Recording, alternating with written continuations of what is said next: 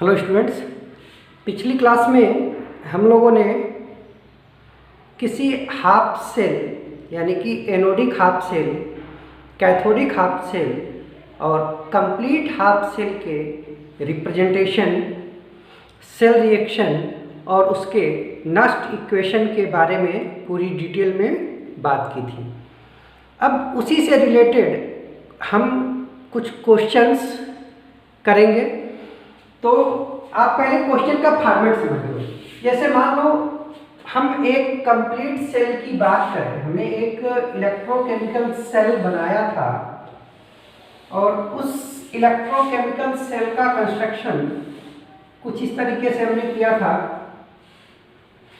कि left side में जो होता है उसको बोलते हैं anodic half cell, right side में जो होता है उसको बोलते हैं cathodic half cell. Left side के हाफ सेल में जो इलेक्ट्रोड होता है उसको हम बोलते हैं एनोड, और राइट साइड में जो इलेक्ट्रोड होता है इसको बोलते हैं कैथोड। स्पेसिफिक केस में हमने एनोड जो अब तक लिया है वो जिंक का लिया था और कैथोड लिया था कॉपर का।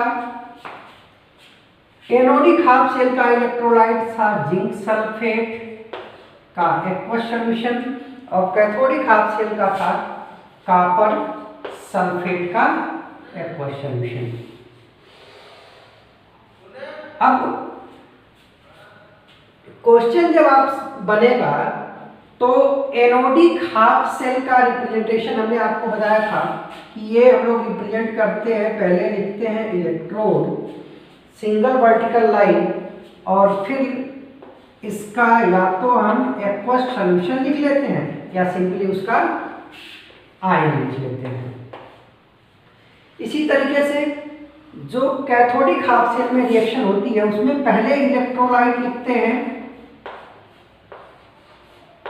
और बाद में हम लोग वो मेटल या इलेक्ट्रोड लिखते हैं।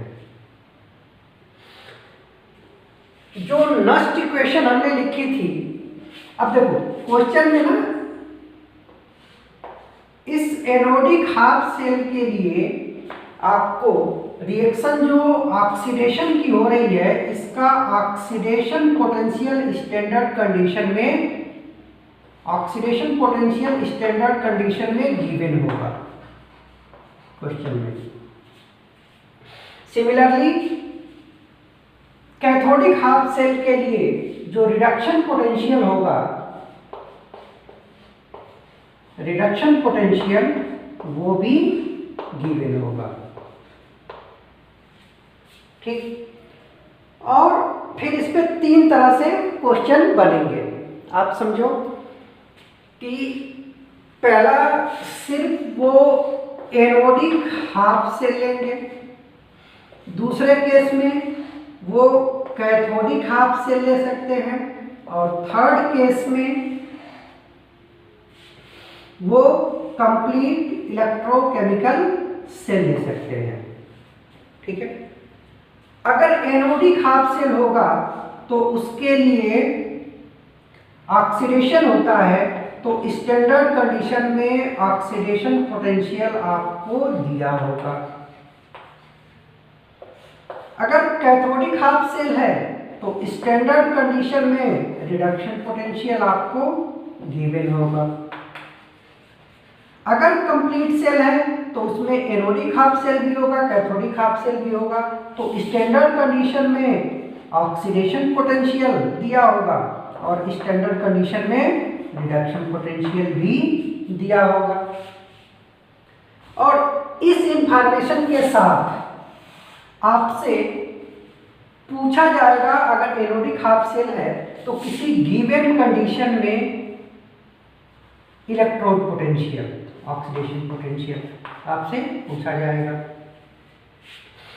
कैथोडिक हाफ सेल है तो किसी गिवन कंडीशन में रिडक्शन पोटेंशियल पूछा जाएगा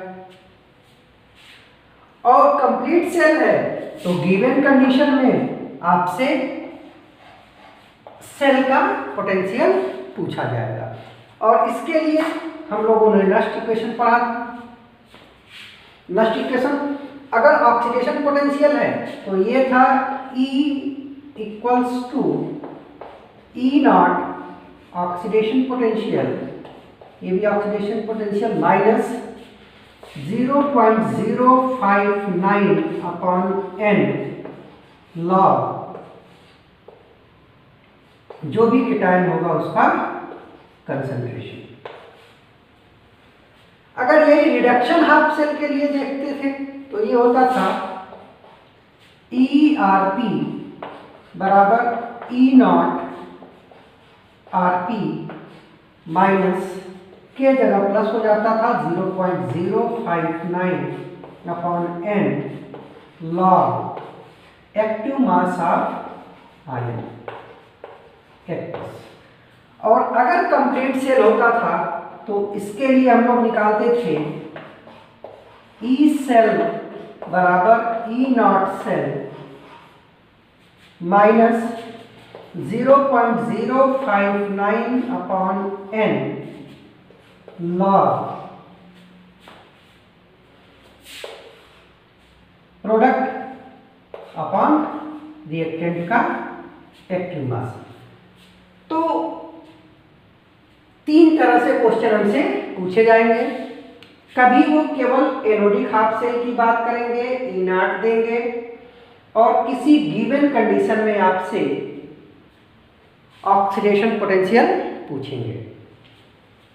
कैथोडिक हाफ सेल होगा तो भी वो रिडक्शन पोटेंशियल स्टैंडर्ड कंडीशन में दिया गया होगा और आपसे किसी गिवन कंडीशन में रिडक्शन पोटेंशियल पूछा जाएगा।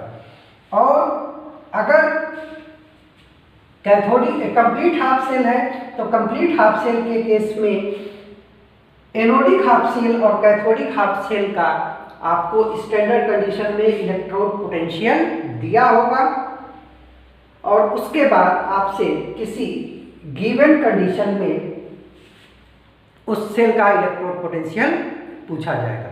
तो आपको करना क्या है, आपको ये 3 अलग अलग फार्मूले यूज करने हैं।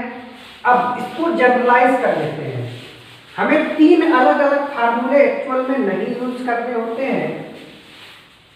हमें क्या करना है कि जो भी सेल दिया होगा, जो भी सेल है, चाहे वो एनोडिक हाफ सेल है, चाहे वो कैथोडिक हाफ सेल है, चाहे कंप्लीट इलेक्ट्रोकेमिकल सेल है, जो भी सेल के बारे में बात कर रहे हैं, आप उस सेल के लिए सेल रिएक्शन लिख लेंगे।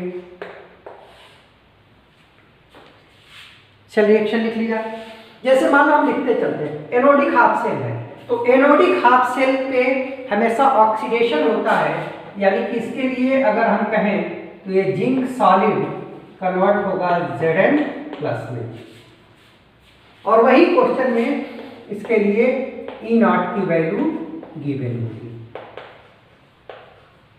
ठीक है। अगर कैथोडिक हाफ सेल है तो कैथोडिक हाफ सेल के लिए जो सेल रिएक्शन होती है वो रिडक्शन की होती है, और अगर हम कहें तो हमने अब तक कॉपर लिया था एक्वस, तो ये जाएगा कॉपर सॉलिड में, और यहां पे भी आपको ई नॉट गिवन होगा। ठीक। अगर कंप्लीट सेल है तो कंप्लीट सेल के केस में भी जो सेल रिएक्शन होगी उसको हम लोग लिख लेंगे, और एनोडिक हाफ सेल और कैथोडिक हाफ सेल के रिएक्शन को ऐड करने से कंप्लीट सेल रिएक्शन आती है, तो ये हो जाएगा Zn plus Cu plus plus, और ये बनेगा Zn plus plus plus Cu। अब यहाँ पे ई नॉट सेल आपको गिवन नहीं होगा, ई नॉट सेल गिवन नहीं होगा। एक्चुअल में वो ई नॉट ऑक्सीडेशन हाफ सेल और रिडक्शन हाफ शेल का दिया होगा। तो ई नॉट सेल जो होगा वो हो जाएगा E naught of oxidation potential plus E naught of reduction potential. तो इस तरह से आप ई नॉट सेल भी निकाल लेंगे। ठीक है। अब चाहे कोई सी भी रिएक्शन दी गई हो, उसके ऊपर आपको नस्ट इक्वेशन लगाना है। तो नस्ट इक्वेशन का जनरल फार्मूला क्या होता है कि E बराबर होता है E naught minus 0.059 upon n log active mass of product upon active mass of reactant. ठीक है। तो सिर्फ आपको ये फार्मूला ध्यान रखना है और इस फार्मूले से आपको देखना है कि आप एनोडिक हाफ शेल के लिए काम करने जा रहे हो, कैथोडिक हाफ शेल के लिए कि कंप्लीट। तो उसके लिए हमारे पास फार्मूला आता चला जाएगा। अगर एनोडिक हाफ शेल है तो E बराबर हो जाएगा ई नॉट ऑक्सीडेशन पोटेंशियल, जो कि आपको क्वेश्चन में गिवन होगा, माइनस 0.059 अपॉन n, जो कि आपको रिएक्शन में कितने इलेक्ट्रॉन का लॉस हो रहा है। जैसे यहाँ पे 2 इलेक्ट्रॉन का लॉस हो रहा है तो 2 हो जाएगा n, और log active mass of product. तो इस रिएक्शन में प्रोडक्ट Zn++ है तो ऊपर रख देंगे Zn++ का एक्टिव मास, और नीचे आएगा रिएक्टेंट तो जिंक सॉलिड हो जाएगा, और सॉलिड का एक्टिव मास हमेशा 1 होता है। तो ये हो गया नस्ट इक्वेशन। आपको अलग अलग तीनों याद नहीं रखने हैं। अब इसमें ई नॉट सेल आपको ई नॉट ऑक्सीडेशन पोटेंशियल दिया होगा, एन की वैल्यू आप रिएक्शन देख के पता कर सकते हैं, और Zn का कंसंट्रेशन दिया होगा। तो वैल्यू रख के आप ई ऑक्सीडेशन पोटेंशियल निकाल सकते हैं। आइए हम लोग करेंगे।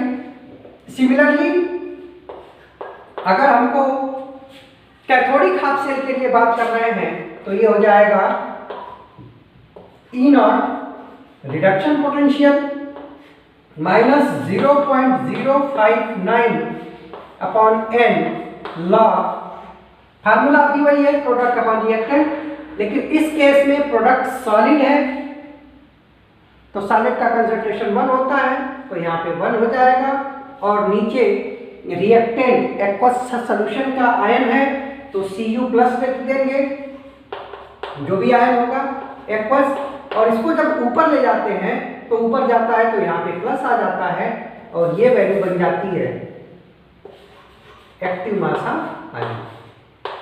ठीक। इसी तरीके से अगर कंप्लीट सेल है, कंप्लीट सेल है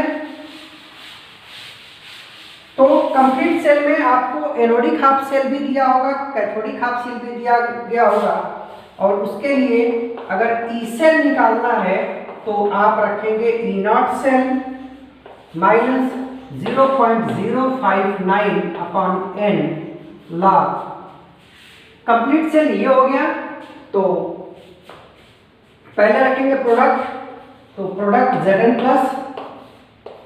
साथ में Cu सॉलिड तो एक्टिव मास 1 हो जाएगा, नीचे आएगा रिएक्टेंट Zn सॉलिड है एक्टिव मास 1, और ये आ जाएगा Cu++। ठीक है। अब इसमें ई नॉट सेल डायरेक्ट आपको नहीं दिया होगा, तो ई नॉट सेल निकालेंगे कैसे? ई नॉट सेल ये बराबर होगा E naught oxidation potential of anode plus E naught reduction potential of cathode. ठीक है। कभी कभी डायरेक्ट एनोड का ऑक्सीडेशन पोटेंशियल और कैथोड का रिडक्शन पोटेंशियल न देके एनोड का रिडक्शन पोटेंशियल या कैथोड का ऑक्सीडेशन पोटेंशियल दिया होता है, तो उसके लिए हमने आपको बताया था कि ऑक्सीडेशन पोटेंशियल और रिडक्शन पोटेंशियल सेम होते हैं, बस इसका साइन अपोजिट होता है।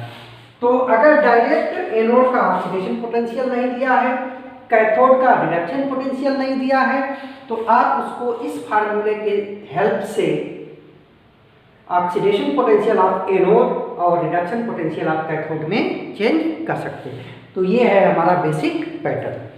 अब एक एक करके हम लोग इस पे कुछ एग्जाम्पल्स करते हैं। ये तो हमारा तरीका हो गया कि कैसे हम लोग क्वेश्चन को सॉल्व करेंगे। ठीक है बेटा, चलो अब एक एक करके हम लोग जरा क्वेश्चन करते हैं। जैसे सपोज करो कि हमसे ये कहा गया है कैलकुलेट ई सेल, आपसे कहा गया है calculate E cell, E naught cell of following galvanic cell and also write half cell and complete cell reaction। एक galvanic cell दिया गया है आपको, galvanic cell है Zn solid, Zn plus plus, इसका कंसंट्रेशन आपको दिया है 10 m और Ag प्लस यहाँ पे 0.1 m Ag सॉलिड। ये गैल्वेनिक सेल का रिप्रेजेंटेशन है और आपको क्वेश्चन में दिया है E naught Zn plus plus Zn बराबर माइनस का 0.76 और E naught Ag plus plus Ag equal to 0.8 volt. ठीक है,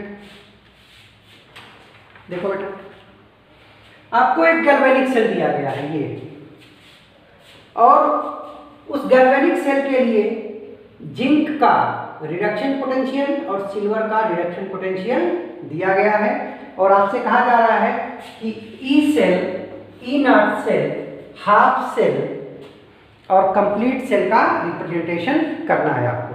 तो देखो हमने आपको बताया था कि जब भी सेल का रिप्रेजेंटेशन करते हैं तो ये डबल वर्टिकल लाइन हमको बताता है साल्ट ब्रिज के बारे में, और साल्ट ब्रिज के लेफ्ट साइड में जो रिएक्शन होती है वो होती है एनोडिक हाफ सेल की,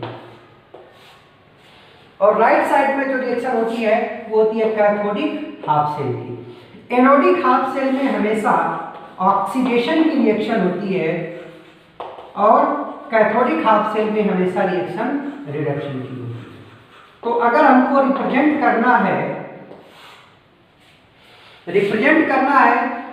ऑक्सीडेशन रिएक्शन या एनोडिक हाफ सेल की रिएक्शन, तो एनोडिक हाफ सेल अगर आपको लिखना है तो ये वाली एनोडिक हाफ सेल की रिएक्शन है, और ऑक्सीडेशन होगी तो ऑक्सीडेशन का मतलब जिंक सॉलिड जाएगा किसमें, जिंक प्लस प्लस एक्वस में, और साथ में 2 इलेक्ट्रॉन का लॉस होगा। ठीक है, अब इस सेल के लिए, जिंक के लिए यहां पे जो पोटेंशियल दिया गया है बेटा, जिंक एक्वस से जिंक सॉलिड यानी कि पॉजिटिव ऑक्सीडेशन स्टेट से जीरो ऑक्सीडेशन स्टेट में जा रहा है, तो ये पोटेंशियल जो है रिएक्शन रिडक्शन की है, तो पोटेंशियल भी रिडक्शन पोटेंशियल है, और यहाँ पे रिएक्शन है ऑक्सीडेशन की।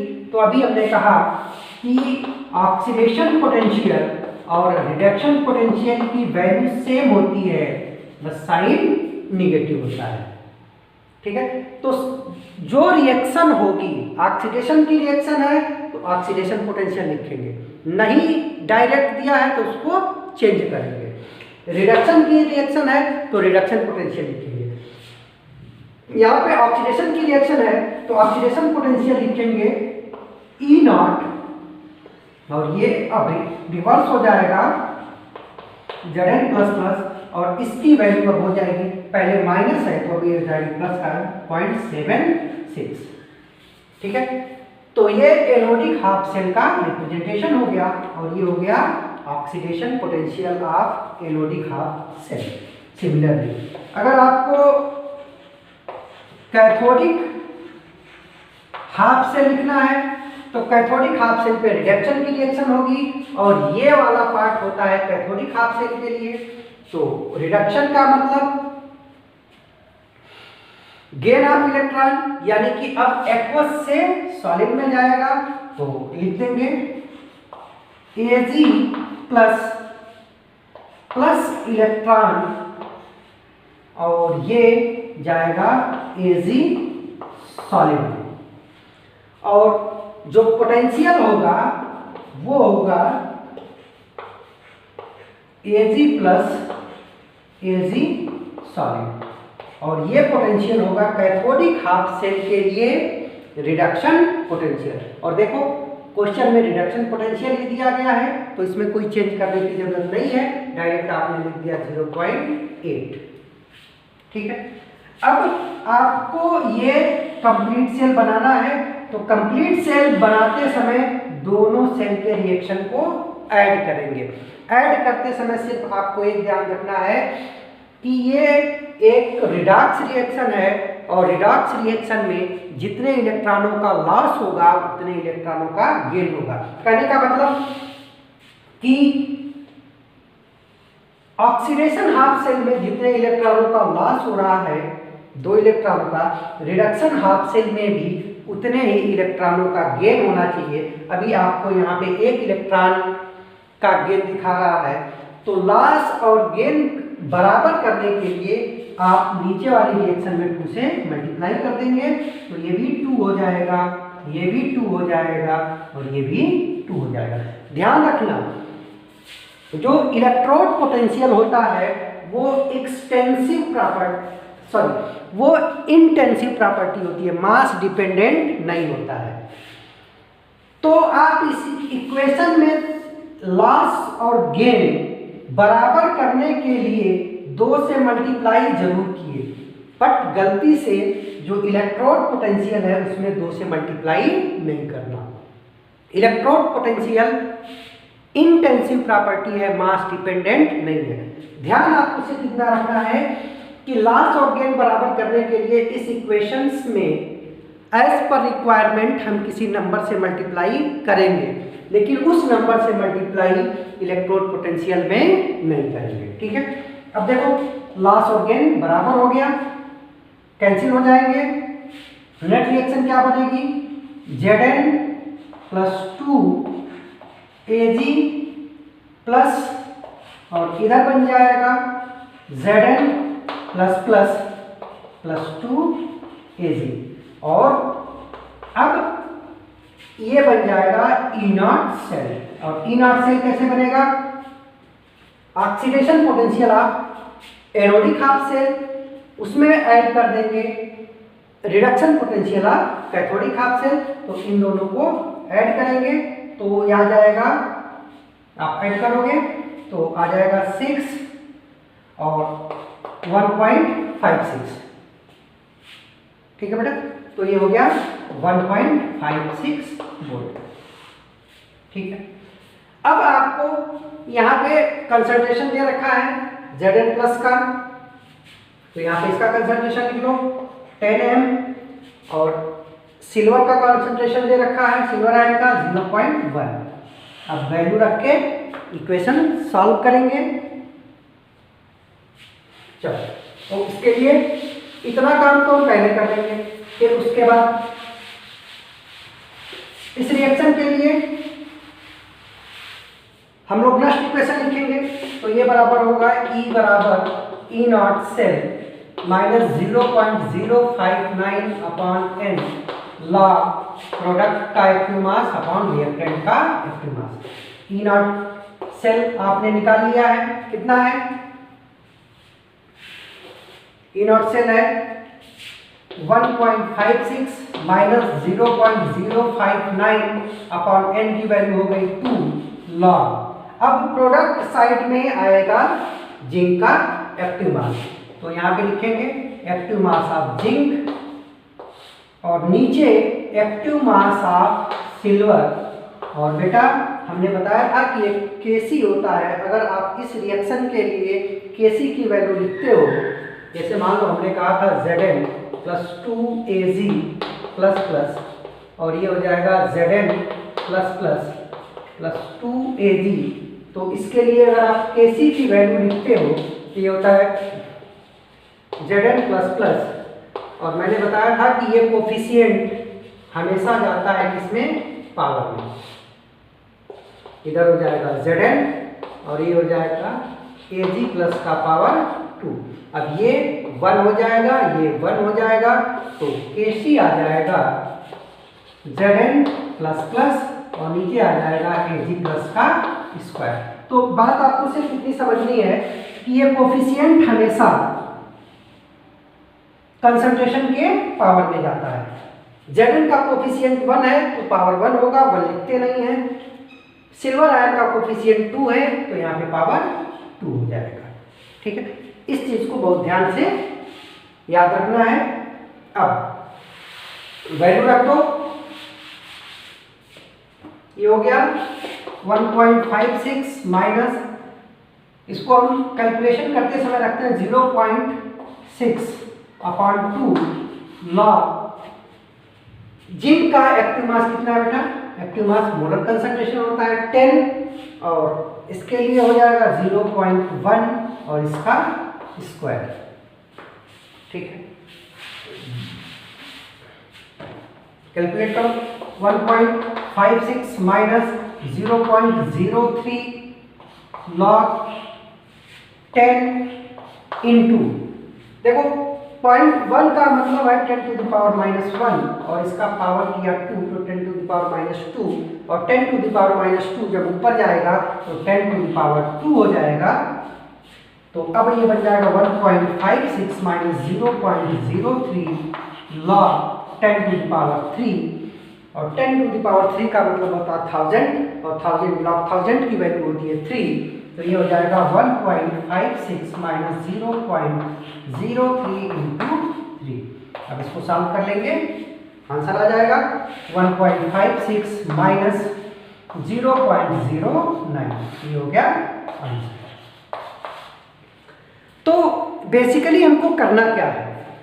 करना यह है कि एनोडिक हाफ सेल दिया हो, चाहे कैथोडिक हाफ सेल दिया हो, चाहे कंप्लीट सेल दिया हो, आप सबसे पहले उस सेल का सेल रिएक्शन लिख लेंगे और उस सेल रिएक्शन में जो भी आयंस हैं उनका कंसंट्रेशन लिख लेंगे और उस सेल के हिसाब से आप जो नष्ट इक्वेशन है E equals to E naught minus 0.059 upon n log active mass of product और एक्टिव मास ऑफ रिएक्टेंट लिख के और इक्वेशन बना के और उसको सॉल्व कर लेंगे। क्लियर है? चलो अभी थोड़ा सा क्लियर होगा। अगर हम इसी पे दूसरा क्वेश्चन करें, सेकंड क्वेश्चन करें, जैसे मान लीजिए कि हमको सेकंड क्वेश्चन दिया हुआ है, कह रहे हैं कि represent the cell in which following reaction take place. एक सेल दिया है, सेल रिएक्शन दिया है Mg solid plus 2Ag plus concentration दे रखा 0.0001 m और इधर बन रहा है Mg प्लस 2 और कंसंट्रेशन 0.13 प्लस 2Ag। कह रहे हैं कि एक सेल जिसके अंदर ये सेल रिएक्शन हो रही है और इस सेल के लिए इस क्वेश्चन में डायरेक्ट E नॉट सेल आपको दे दिया है, कितना 3.17 वोल्ट। एक चीज और दिया है कि गिवन लॉग 13 की वैल्यू 1.113 होती है। तो कह रहे हैं इस सेल के लिए सेल रिप्रेजेंटेशन क्या होगा और ई सेल कितना होगा ये बताओ। ठीक, ये कंप्लीट रिएक्शन दी गई है। अब देखो बेटा Mg एक्वस में जा रहा है और Ag एक्वस जा रहा है Ag सॉलिड में। तो Mg से Mg प्लस 2 में जाना ऑक्सीडेशन है, ये ऑक्सीडेशन है और ये रिडक्शन है। ठीक है, तो जो ऑक्सीडेशन या एनोडिक हाफ सेल की जो रिएक्शन होगी वो होगी Mg solid plus Mg solid और ये जाएगा किसमें Mg plus plus aqueous plus 2 electron. ठीक, अगर कैथोडिक हाफ सेल लिखो तो कैथोडिक हाफ सेल पे रिएक्शन होता है तो ये होगा 2Ag प्लस एक्वस और ये जाएगा 2Ag सॉलिड और with the gain of 2 electron plus 2 electron. ठीक है, अब इन्हीं दोनों को जोड़ा है तो ये आ गया है। इन दोनों के लिए हम E0 सेल पहले से पता है कितना है 3.17। ठीक है, तो अगर आपको रिप्रेजेंटेशन करना है तो रिप्रेजेंटेशन में हमने आपको बताया था कि पहले डबल वर्टिकल लाइन के लेफ्ट साइड में एनोडिक हाफ सेल की रिएक्शन और राइट साइड में कैथोडिक हाफ सेल की रिएक्शन।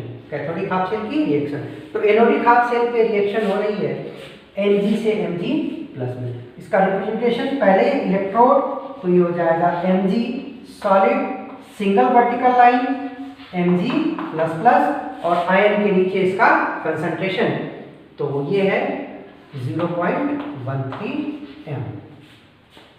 ठीक है, डबल वर्टिकल लाइन के राइट साइड में कैथोडिक हाफ सेल पे रिएक्शन हो रही है रिडक्शन की और रिडक्शन हाफ सेल को रिप्रेजेंट करने के लिए पहले हम इलेक्ट्रोलाइट लिखते हैं तो ये लिखेंगे Ag plus single vertical line Ag solid. अब यहाँ पे 2 लिखने की जरूरत नहीं है, सेल के रिप्रेजेंटेशन में कोफिशिएंट नहीं लिखे जाते हैं। ठीक है, और इसका कंसंट्रेशन है 1 2 3 4 यानी कि 10 टू दी पावर -4। तो ये हो गया सेल का रिप्रेजेंटेशन। ठीक है बेटा, आपको सेल रिप्रेजेंटेशन दिया है तो सेल की रिएक्शन लिखनी आनी चाहिए और सेल की रिएक्शन लिखी हुई है तो सेल का रिप्रेजेंटेशन आना चाहिए। अगर सेल रिएक्शन दी गई है तो रिप्रेजेंटेशन कैसे करेंगे? देख लेंगे कि किसका ऑक्सीडेशन हो रहा है, किसका रिडक्शन हो रहा है। जिसका ऑक्सीडेशन हो रहा है वो ऑक्सीडेशन हाफ सेल बनाएगा और डबल वर्टिकल लाइन के लेफ्ट साइड में रहेगा।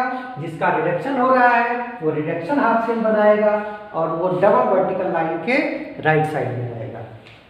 ठीक है, जब लिखने जाएंगे तो ऑक्सीडेशन है हाफ सेल में पहले मेटल बाद में उसका आयन और आयन के नीचे उसका कंसंट्रेशन।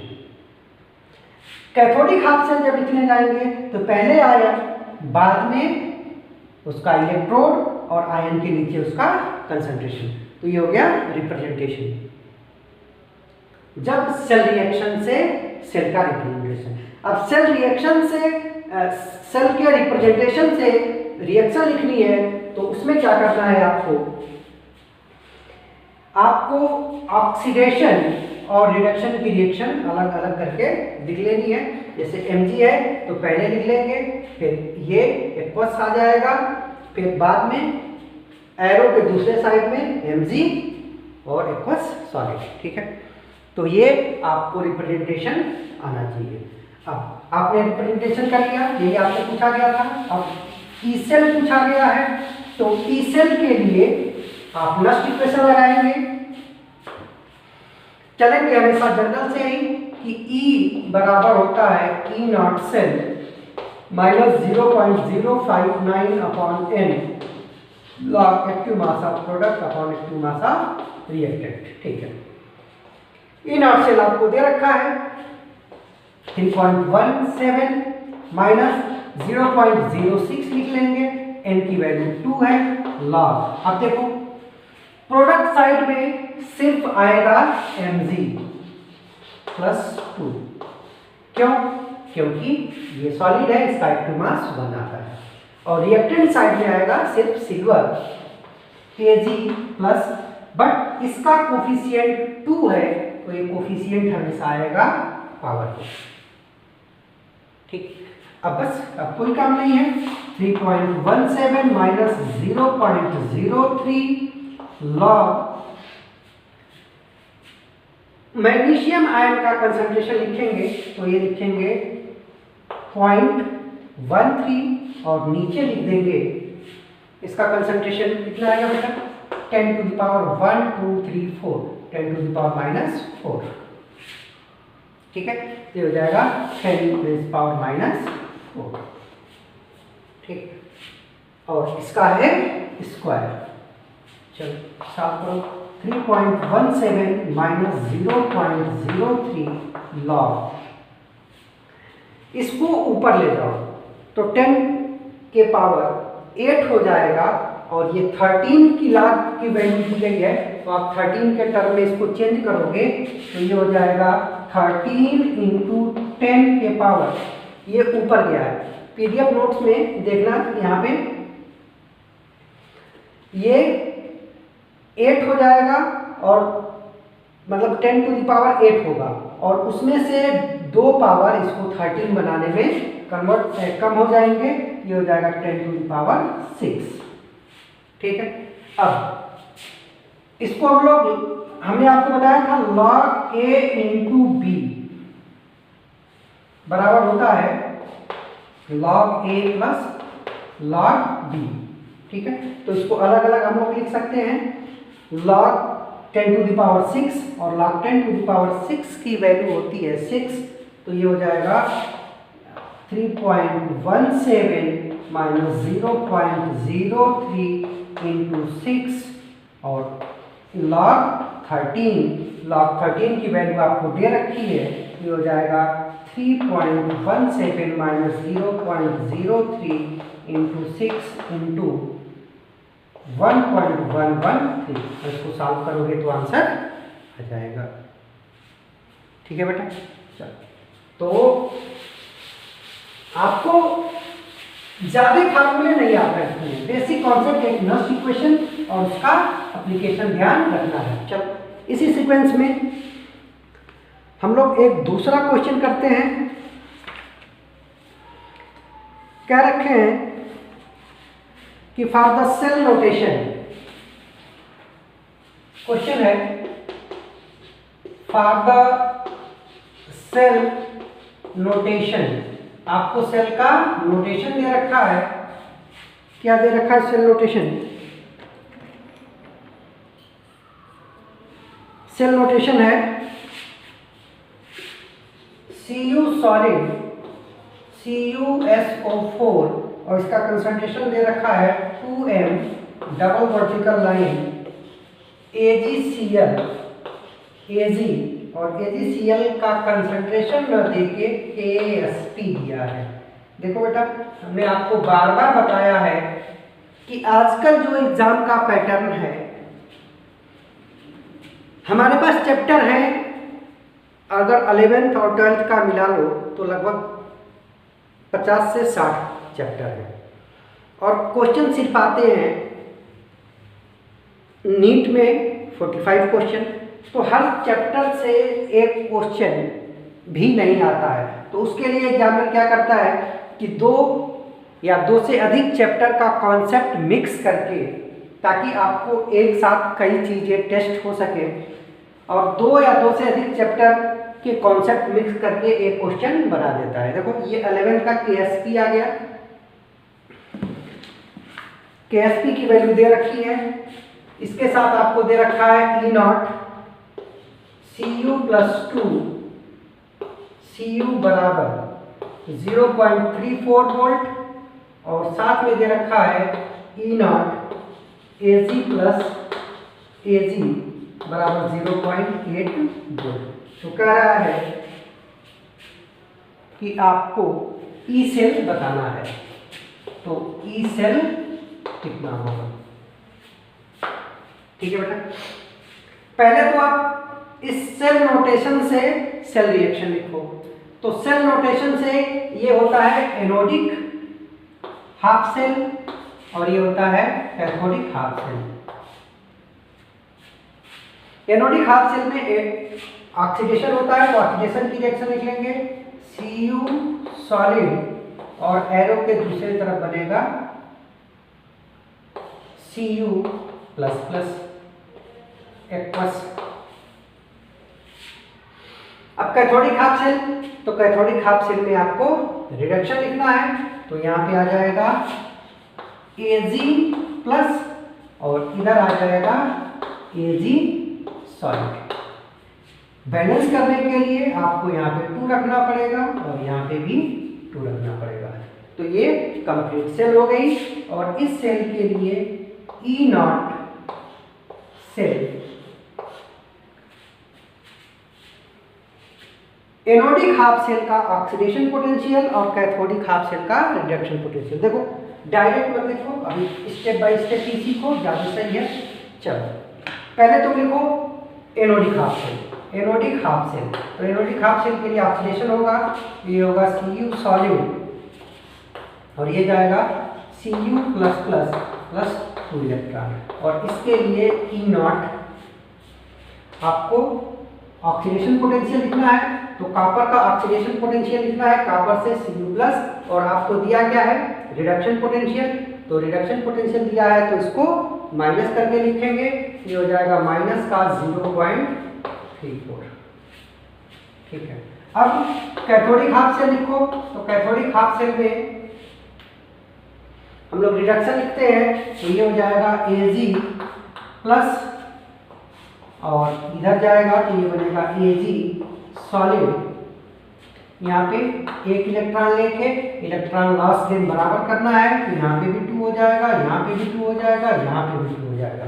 लेकिन E0 जो रिडक्शन पोटेंशियल लिखेंगे सिल्वर के लिए, तो यहाँ पे रिडक्शन पोटेंशियल ही दिया गया है 0.8 वोल्ट होगा। आपने इक्वेशन में 2 से मल्टीप्लाई किया है, लेकिन इलेक्ट्रोड पोटेंशियल में 2 से मल्टीप्लाई नहीं करेंगे। ठीक है बेटा। अब इन दोनों हाफ सेल को ऐड करोगे तो कंप्लीट हाफ सेल आ जाएगा। क्या आएगा? Cu सॉलिड प्लस 2Ag+, ये 2 इलेक्ट्रॉन से 2 इलेक्ट्रॉन कैंसिल हो जाएंगे, ये हो जाएगा Cu++ प्लस 2Ag। और यहाँ पे आ जाएगा E0 सेल। और E0 सेल कैसे निकालेंगे? Oxidation potential of anodic half cell plus reduction potential of cathodic half cell. ये माइनस का 0.34 है और ये प्लस का 0.8 है, दोनों को ऐड करोगे तो ये आ जाएगा 0.46 वोल्ट। तो ये हो गया E0 सेल। ठीक है। अब इस E0 सेल के हेल्प से आपको इलेक्ट्रोड पोटेंशियल ऑफ सेल निकालना है, तो उसके लिए हम यूज करेंगे नस्ट इक्वेशन का। और नस्ट इक्वेशन बनेगा E = E0 - 0.059 upon n log active mass of product active mass of reactant. ठीक है।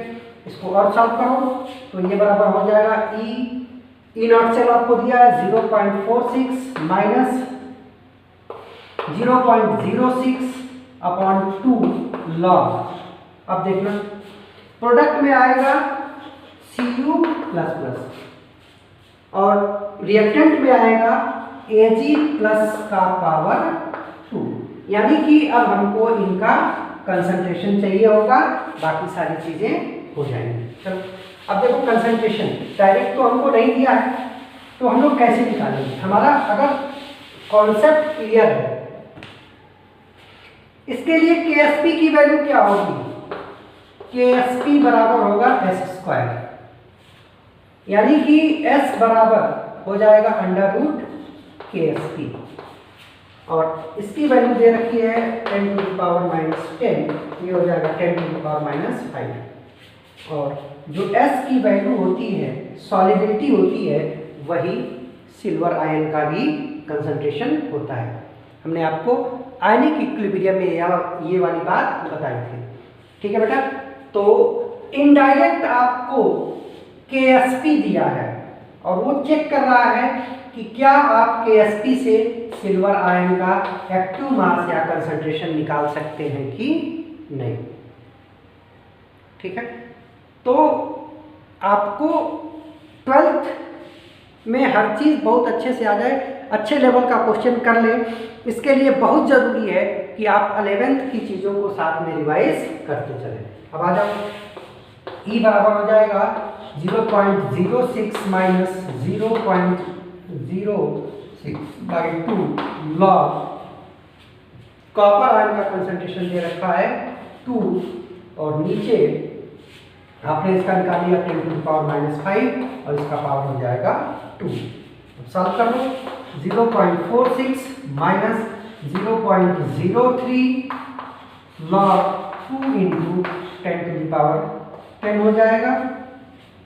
ठीक है, अब 0.46 माइनस 0.03 लॉग 2 की वैल्यू होती है 0.3010 और 10⁻10 लॉग 10⁻10 की वैल्यू होती है 10।